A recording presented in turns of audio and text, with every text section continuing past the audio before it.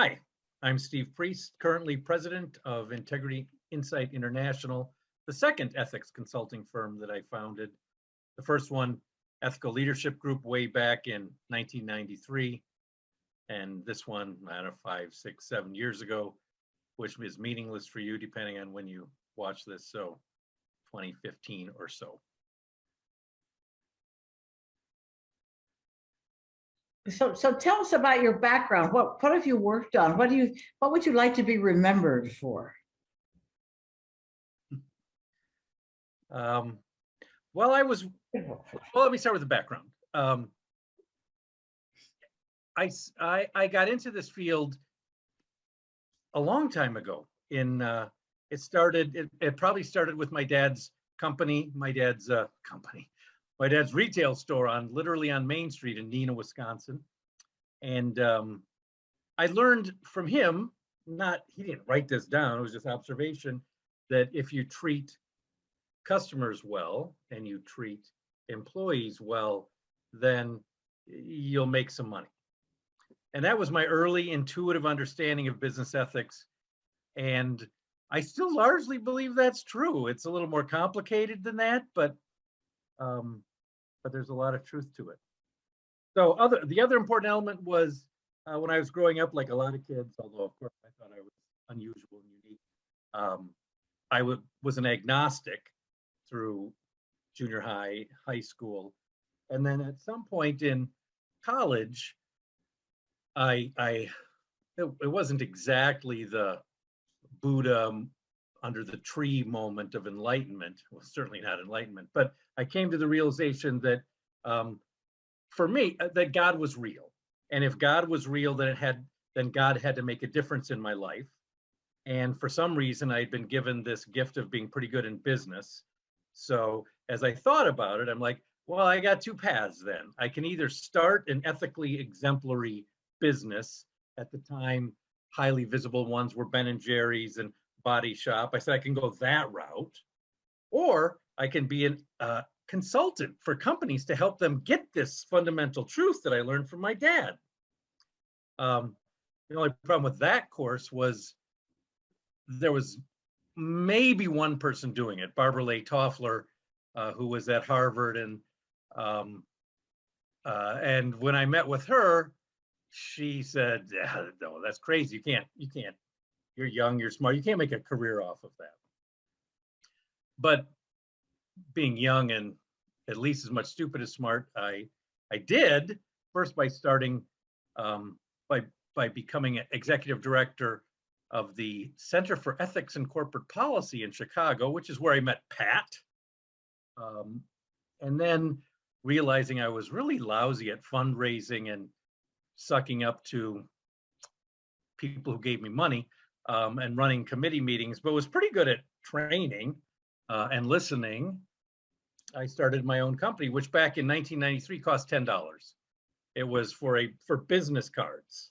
That's it. And so I started in 1993 and been laboring in the field of business ethics ever since. Now, the other question was, so there are a number of things that I'd like to talk about because it's really the only thing I have to talk about is what did I do that I'd like to be remembered for. But I want to start first with a failure that I think speaks volumes about the challenges that we all face in this field. So a few members of my team and I had worked intensively with this large company in the healthcare arena, one of the biggest 50 companies in the world.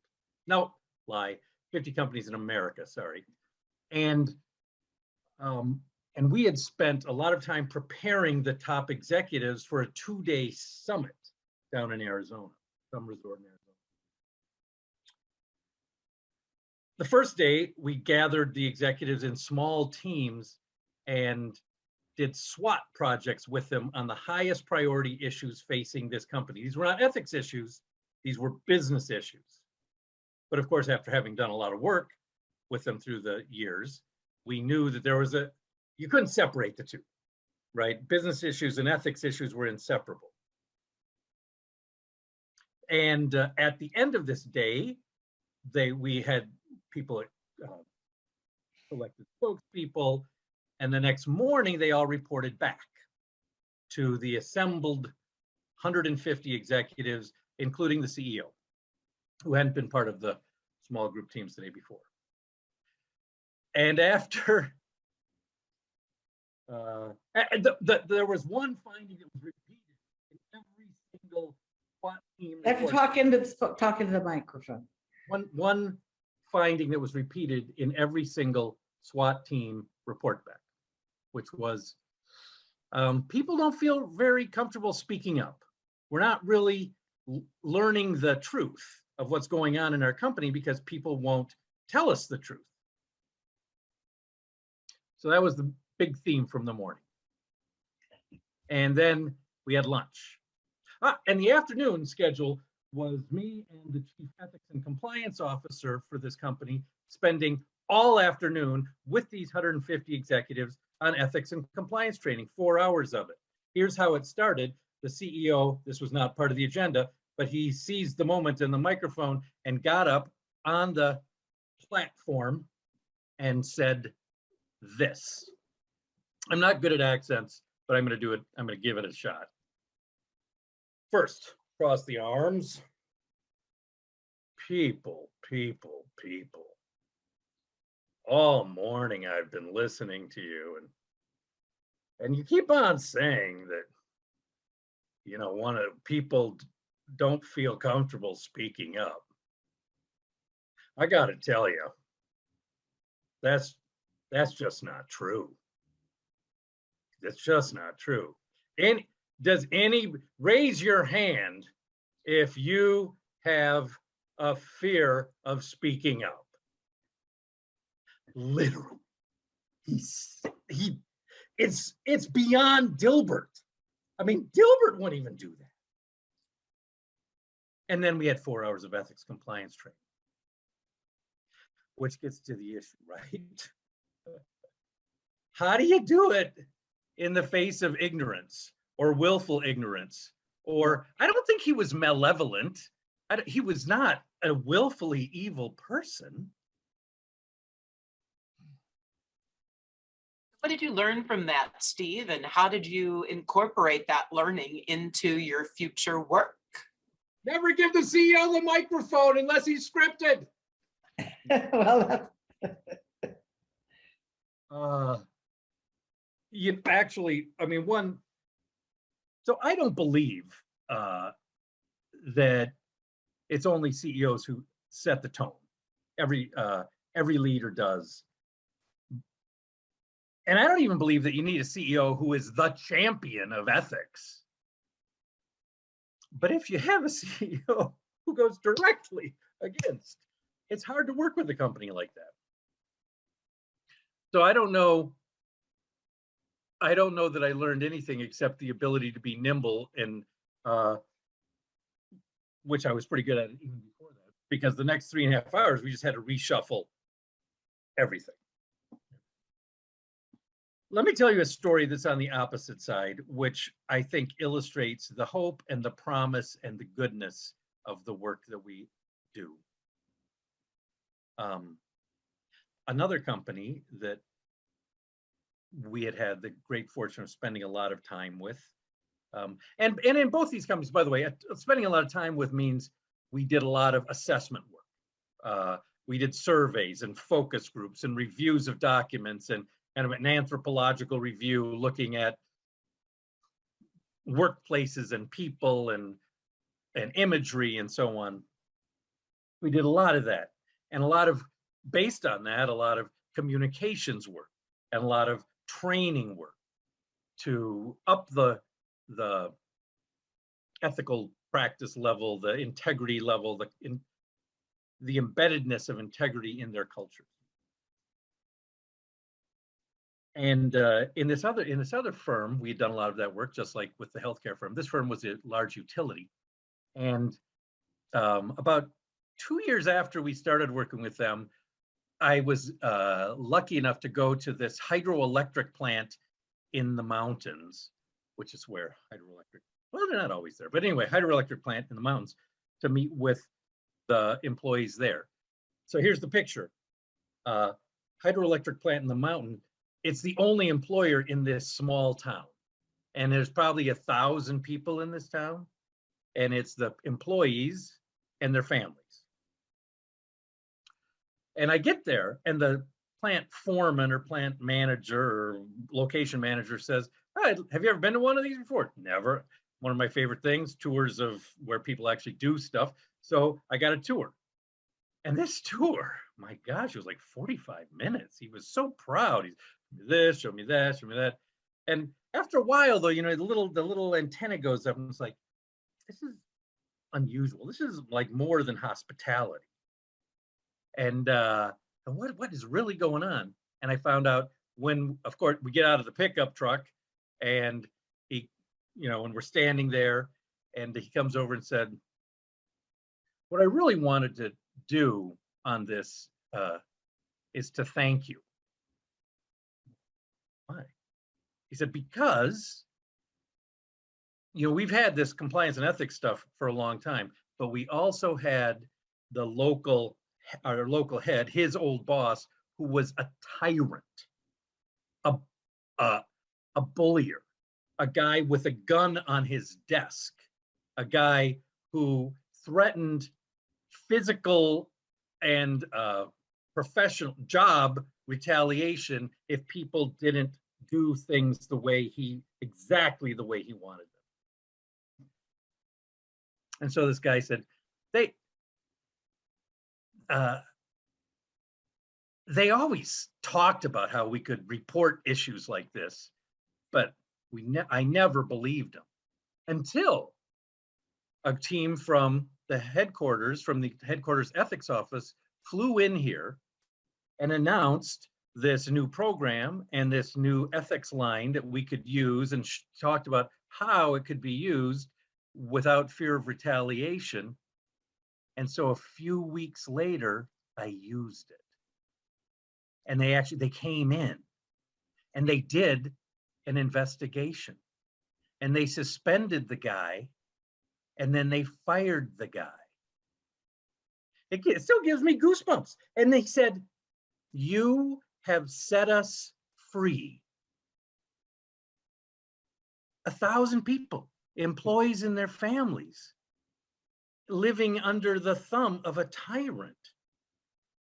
Now that's darn good stuff, really. That's wonderful. If we can do,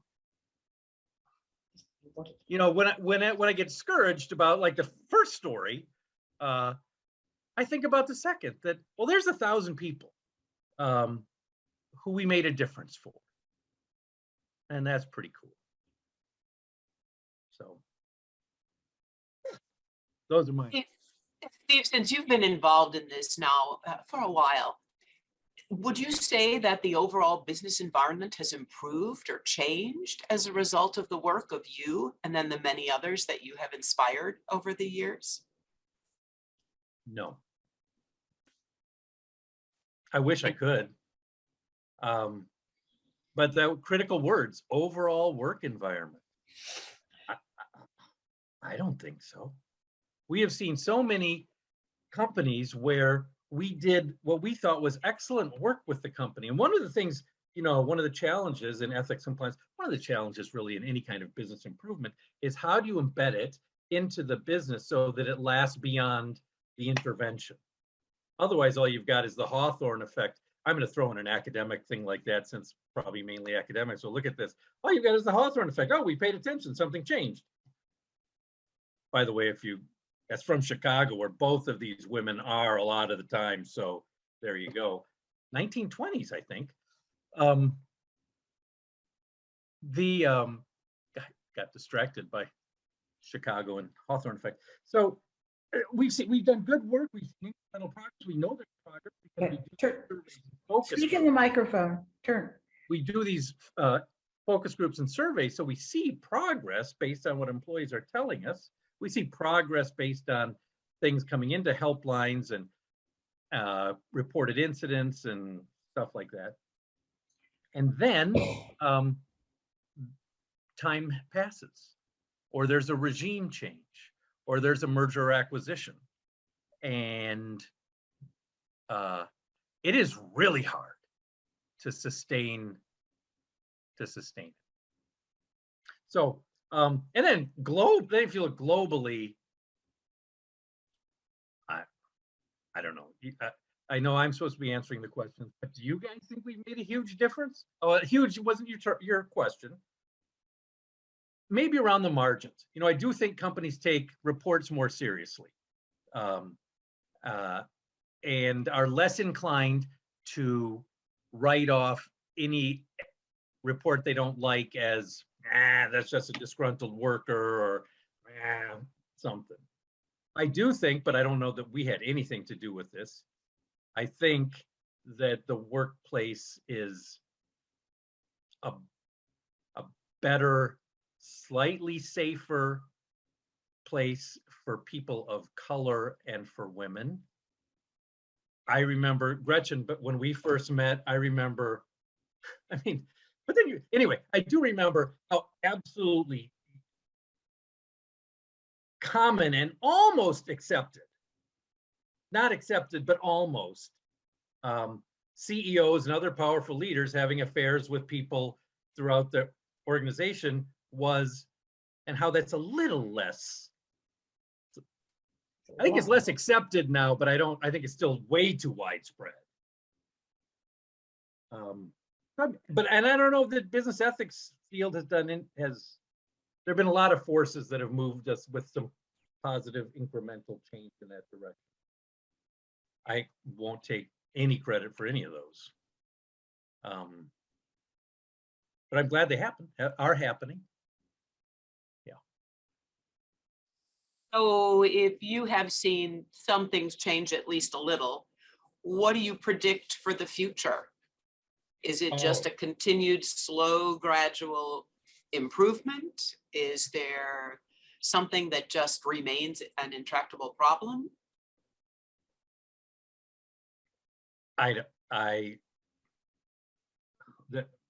Ever since the one prediction that I knew was absolutely going to happen was back in 2000-ish, so 20 years ago, when I was sure that the fields of ethics and corporate responsibility were going to converge, because ethics was basically the way it was being defined in practice. This is not how academics would define it, but in practice, ethics was being oriented toward doing the right thing for your fellow employees and your company, whereas corporate responsibility was about doing the right thing externally for for communities, for the world.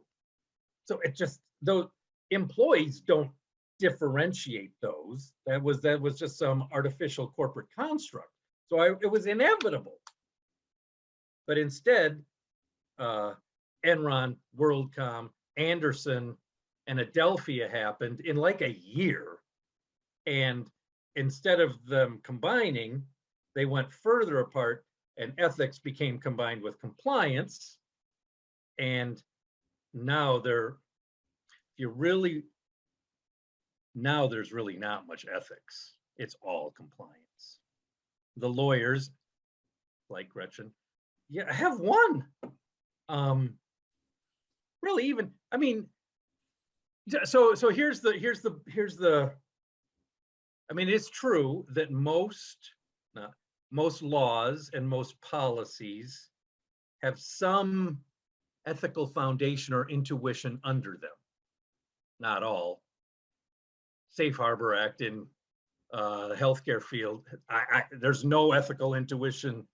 I mean, there's an ethical impulse, avoid conflicts of interest, but there's no, anyway. But so there's some ethics embodied in compliance, but you look at what they call ethics in the US government, and it's nothing but have I narrowly complied with this stupid policy?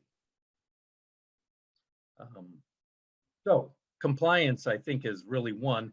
so I'll go back to that's the challenge. I don't have a prediction, but the challenge for the next 20 years is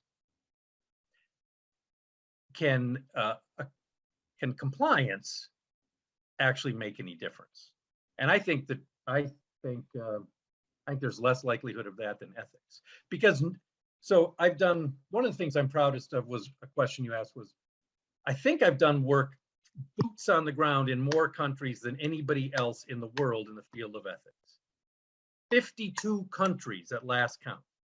I've been in, worked in, and everywhere.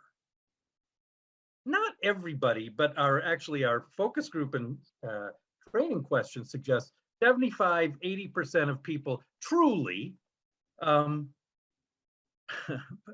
probably more. That's the wrong statistic, but it's more than 90%. They want to be seen as good people by themselves. They want to work for a good company. They care about that. The guy, there's so many good stories. That I was doing work in a Kahns, K-A-H-N-S meat plant in Cincinnati, Ohio, and doing a focus groups. And this guy talked about how, so this was a literal sausage and hot dog making factory. It's not as bad as Sinclair Lewis, but it's still not pleasant. And this guy who worked on the line making sausage talked about,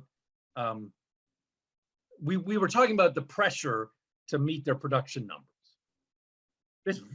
Like most businesses, there's a lot of pressure to make your production numbers, or any kind of number that management's looking at. And he talked about how one day working on, he was about halfway through his shift, and he noticed his ring missing. Now, a ring in sausage is bad. And they have good companies have strict protocols about what to do. He followed them. He stopped the line. And they took half of the sausage they already made, half of the day's production, thousands of pounds of sausage, and hand x-rayed all of it. Didn't find his ring. He found it a few days later at home. I don't know that he told the company that, but the point was, I said, why did you do that? You know, you could get in trouble for stopping the line and screwing up the production numbers. And he said, what if it had been one of my neighbor's kids who'd bitten into that hot dog?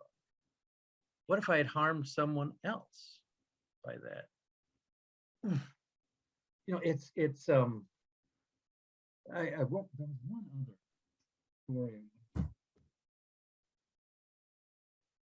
I can't even remember it. But all over the world, I've heard stories like that. People care. I was in Honduras, which is one of the most corrupt places in the world on the Transparency International indexes, and the visceral pain at the corruption and the negative impact it had on their fellow citizens of the people I was meeting with was, yeah. So we care, individuals care about doing the right thing, translating that into a corporate culture of integrity that's sustainable. Very hard. So what do you see the future of, what are some of the really important issues that companies are, and we all are going to face in the future, and I don't know how to deal with them, but maybe you have some ideas.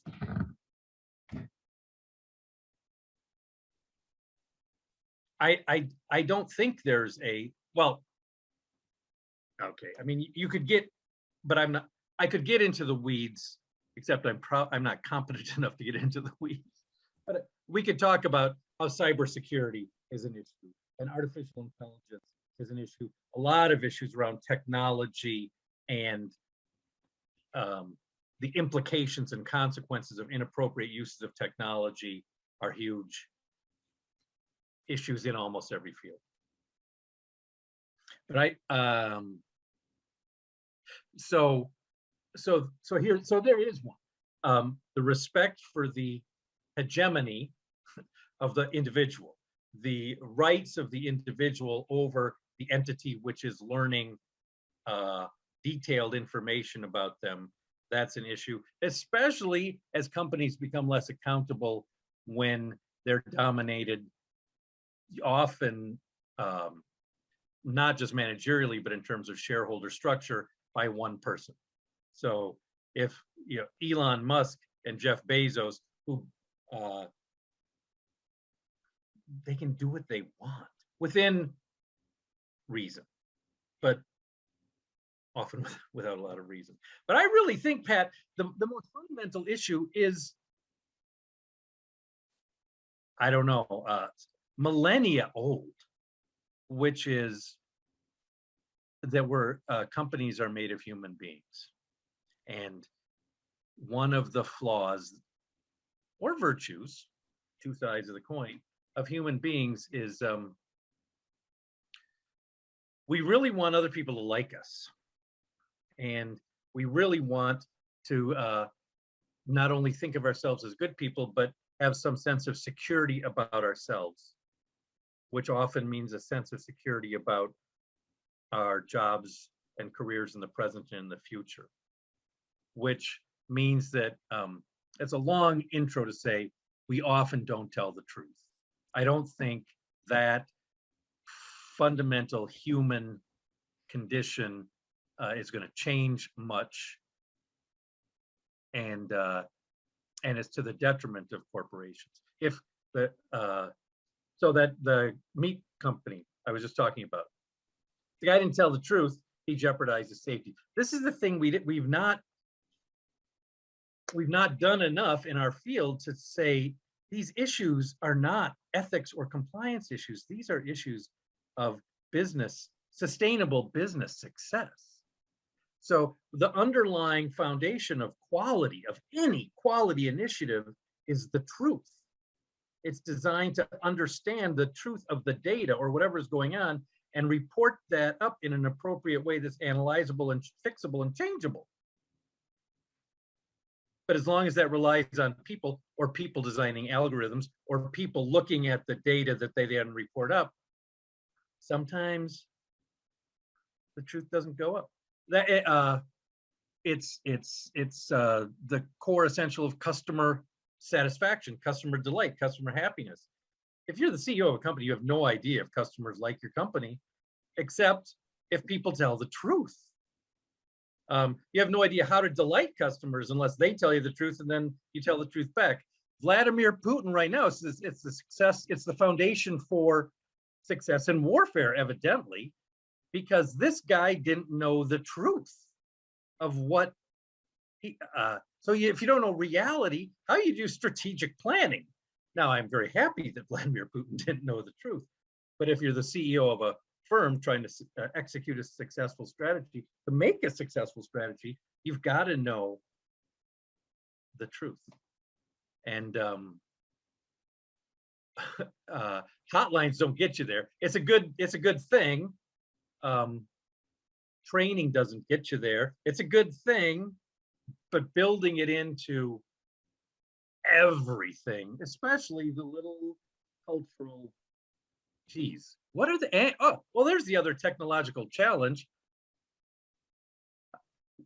What did we old folks used to say? They're going to talk about it at the water cooler in the lunchroom. There isn't for, There's a water cooler. For two of my three kids, there is no water cooler or lunchroom. I guess Slack, not really. I don't think it's really the same. So that's my deal. Thank you. Yeah. Thank you. Steve, you've made hundreds of thousands probably of presentations to current ethics and compliance officers, up and coming ethics and compliance officers. You've had opportunities to take the stage at lots of professional associations and organizations. Can you talk a little bit about the professionalization of the field of ethics and compliance? What's your view? Is this a career now? And what does it take to be an effective ethics and or compliance person in a business? Yeah, you know,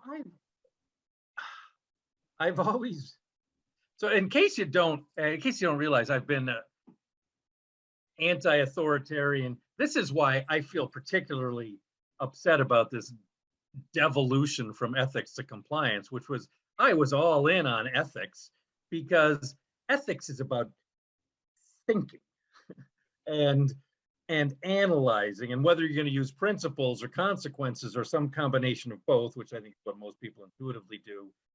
I mean, it's interesting, but compliance, man, compliance is also, it operates out of a flawed moral psychology. Not a flawed, it operates out of the developmental psychology that all employees are between 7 and 9 years old, which is just, here's the rule, Johnny, obey it. So boring. And I'm anti-authoritarian, so I always want to figure out, why the hell do I have to obey this, and what can I do to get around it? So I've always been agnostic. I know it's been a big concern of many individuals, the professionalization. I don't know. The real answer is I don't know if it's an advantage or not.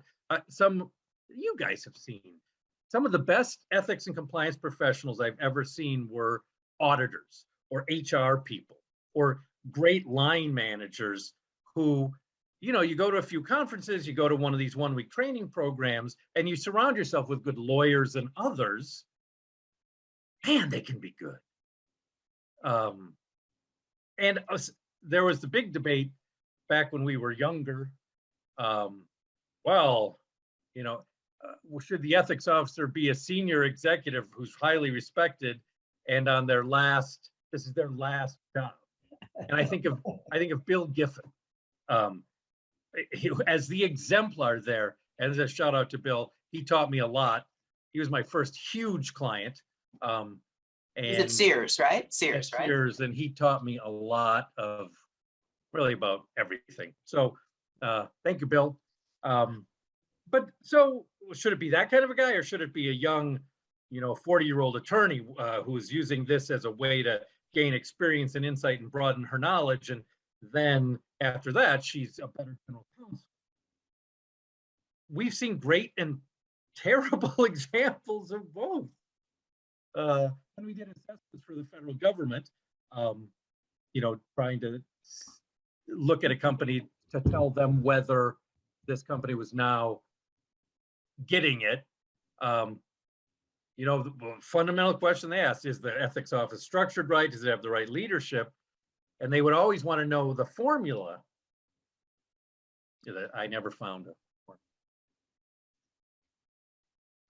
formula. So I would like to do one thing, I don't want to take too much time, but for one of those organizations you were talking about, the Society for Corporate Compliance and Ethics, as for my last column for them, I wrote the things that I thought I made a little bit of a difference in our field. And I just want to roughly run down them. That some of them I'm going to go really short on because I've already talked. But the first thing, we're losing you again. I don't know. Sorry. Repeat that. Yeah. So I wrote my last column for the Society for Corporate Compliance and Ethics were the small number of contributions I think I made to the field. Other people could quibble. You can quibble, but hey, I have the video right now. So here it is. So the first one I've talked about, good ethics is good business. That was from my dad. The second one I've implied, but I learned really early on, right after the sentencing guidelines, which is you can't achieve compliance, even compliance, if that's your goal, without an ethical foundation. People will, like me, like I just talked about, we're really good at going up to the line, figuring out, well, this is not, I worked for a company that lost $7 billion because they had some really, really smart lawyers who said, this practice is not explicitly prohibited under the laws and regulations.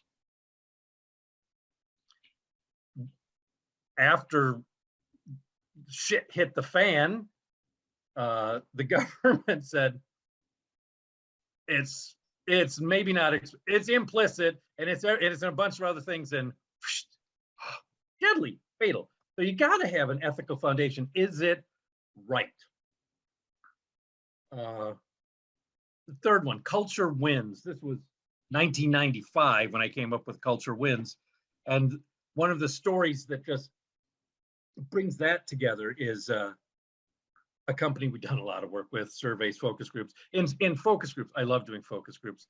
For some reason, companies they're amazed and appalled at the things I learned from employees, the things they'll tell me, crazy. And I don't even get them drunk. It's just fun. And as one Fox News type person, he wasn't on Fox News, but he appeared on Fox News a lot, said, oh, this was like group therapy. This was really great. But this company, every focus group I went to, when I asked this question, which I think is the most important focus group question anybody could ask, and I've been giving it away for free for years, is, I don't know if anybody's taking me up on it, it's based on words and actions, based on management's words and actions, what's really important around here? What does it take? What do they really care about? And in this company, first priority, make plan. Second priority, make plan. Third priority, make plan. There is no other priority. So I was selected to deliver that message to the CEO along with a little personal coaching, which was Steve. Steve was the CEO. You know, this is what I hear, make plan, make plan, make plan. And unfortunately, often they talk about you. What? They say, all you ever talk about is make plan. You don't talk about doing it the right way, doing it consistent with our values. Well, it's just assumed. Everybody knows it doesn't count as making plan if you cheat to make plan. I said, well, you know what? How about not every time you talk about making plan, but once every 3 times you talk about making plan, add something like that. You know, it doesn't count if you're cheating. It doesn't count if you're not living up to our values. And he started to do it. And here's what happened. 2 things. One, so the CEO is talking like that. Then the SVPs start talking like that and trickles down. 1 year later, in follow-up focus groups, make plan was still the highest priority. But number 2 was usually something different. In manufacturing facilities, it was safety. In marketing, it was innovation. I mean, they were, in finance, it was integrity. They were getting it. Just that one subtle change changes the culture. Because what's the most important thing about here isn't a code of conduct, it's culture. My fourth thing was all around the world, people want to be ethical. I've already talked about that. The 5th thing is, this was because when, you know, a long time ago, 20 years ago, computer-based training was sweeping the compliance world, and a lot of it was terrible. And it was canned, and it was one size fits all. And we had a client that was a wonderful test study. They had some employees who had the off-the-shelf computer-based training program on compliance. And there were some employees who had live training, which by its nature, if it's done well at all, is at least semi-customized and usually very customized. Maybe not usually, but should be very customized. And there was a group of employees who had no training and compliance at all. In the surveys we did, we asked people with a little bit of planning and a little statistical knowledge, which of those 3 groups were you in? And then attitudes about management's commitment to ethics and compliance.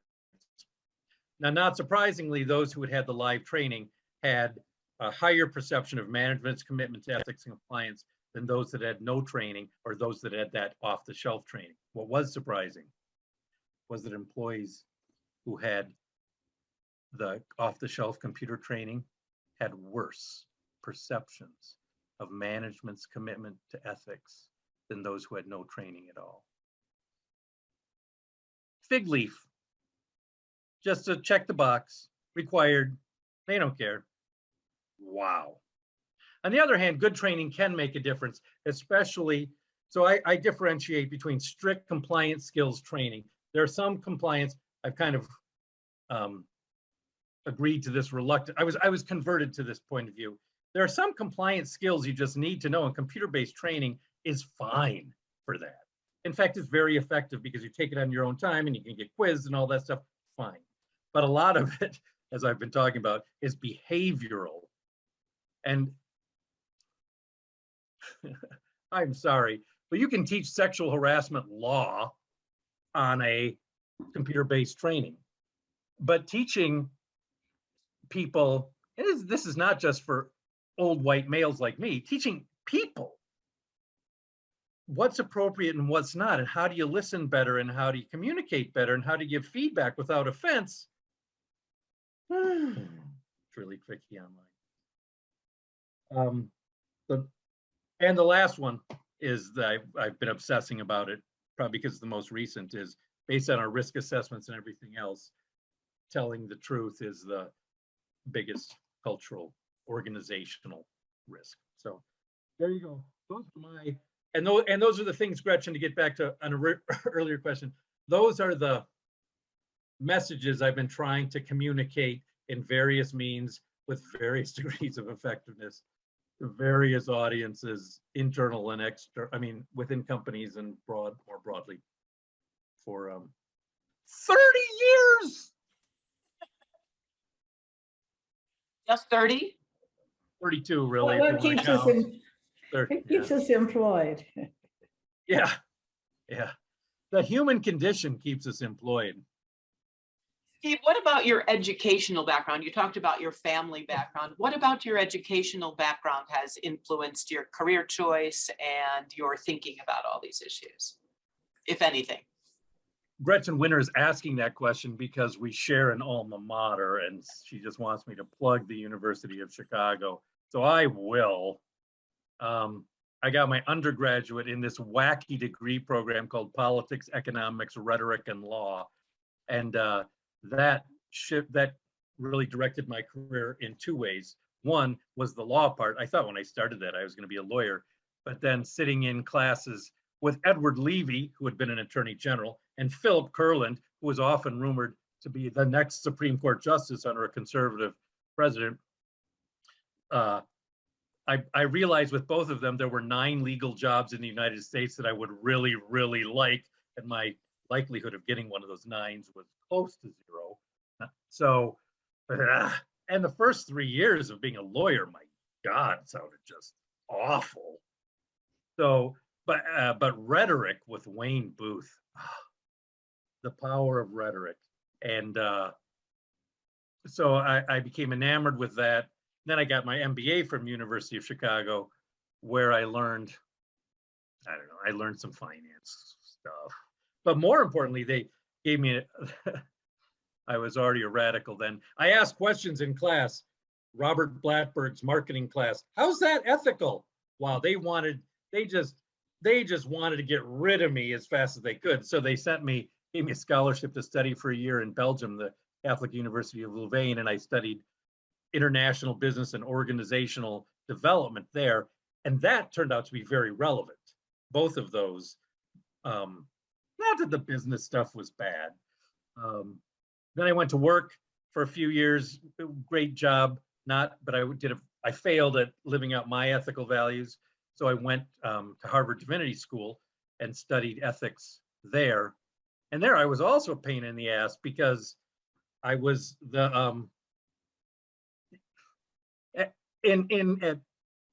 at the business school, I was seen as a liberal commie.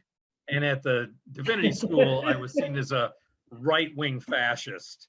So I think I was in the right place. I was just in the, if both sides have labeled me as other, that's all right.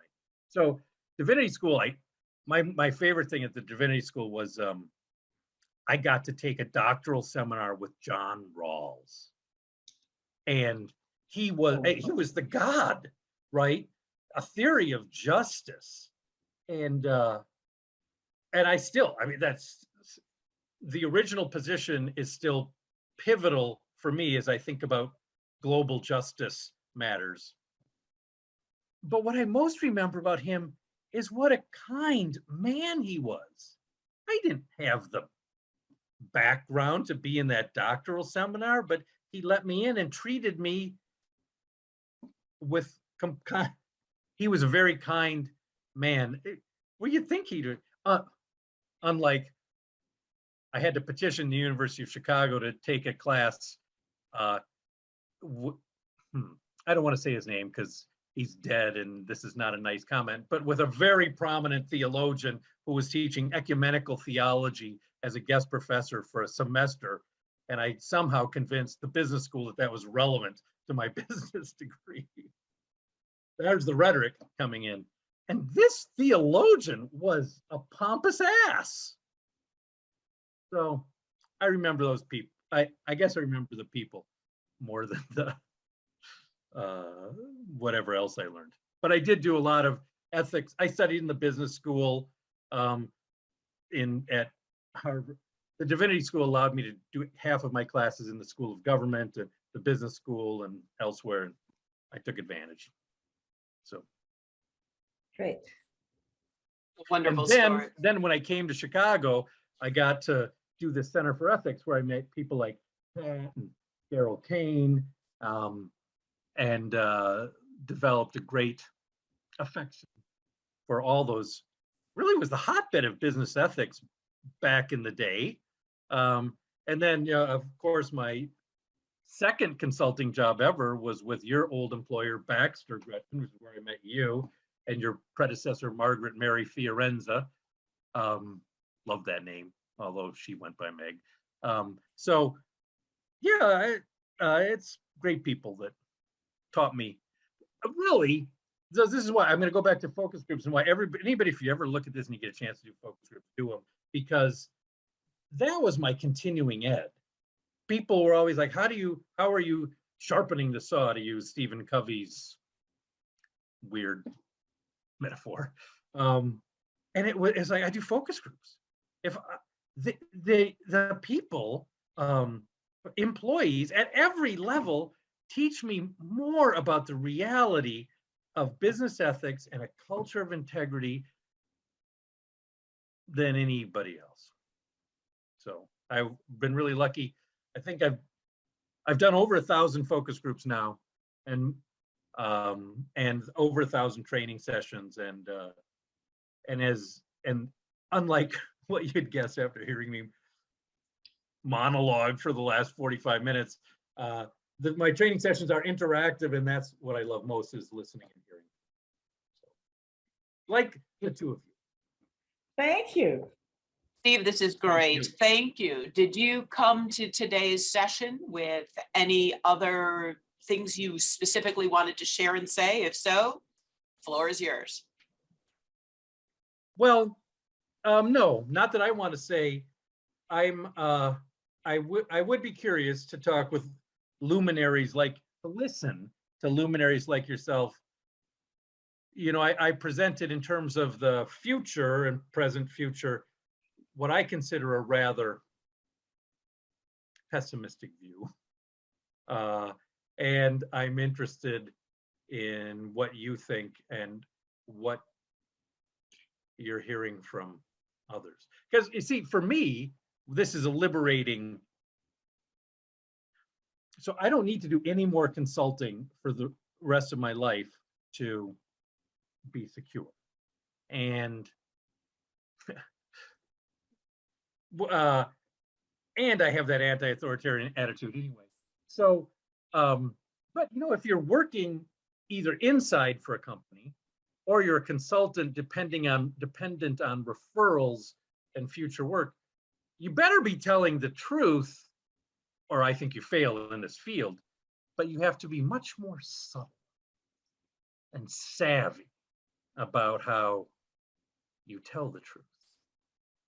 And now subtlety and savvy, who gives it? Which is why I have been offered multiple times, you want to come, you want to teach this class? Do you want to do that? I'm like, well, I think I'd be fired.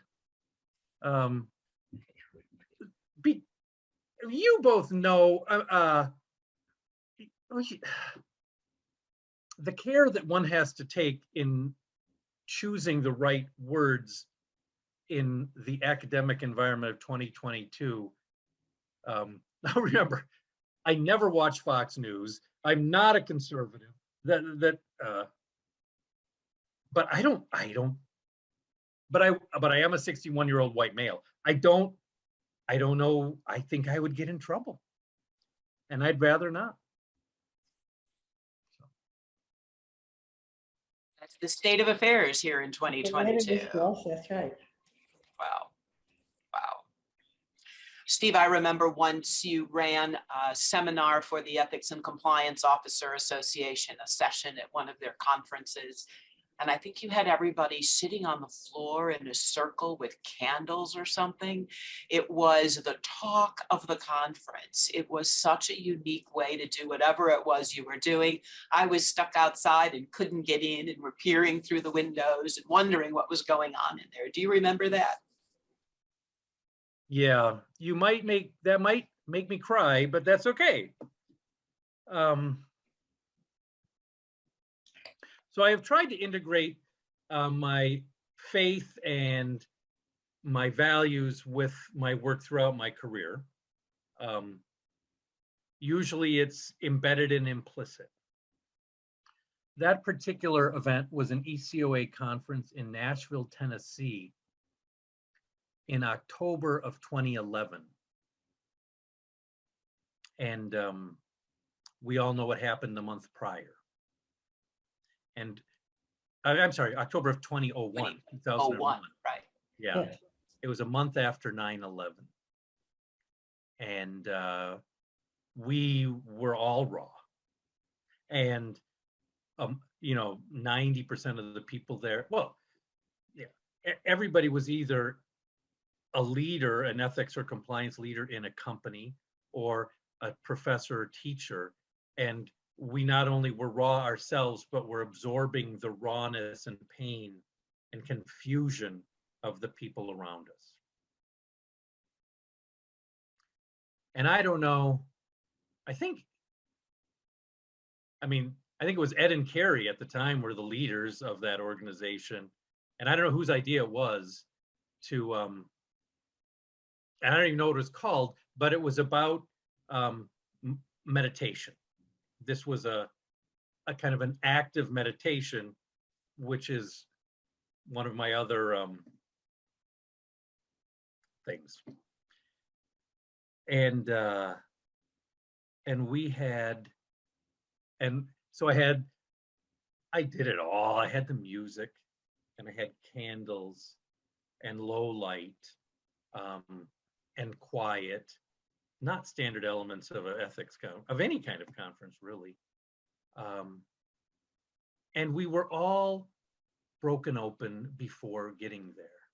So I didn't have to do, one of the things that I try to do in training, especially with board members and senior executives, is I have to break them open before they can receive anything.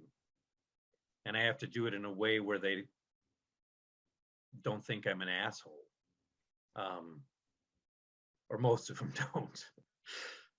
But here I didn't have to do any of that. And I didn't talk much except to lay out.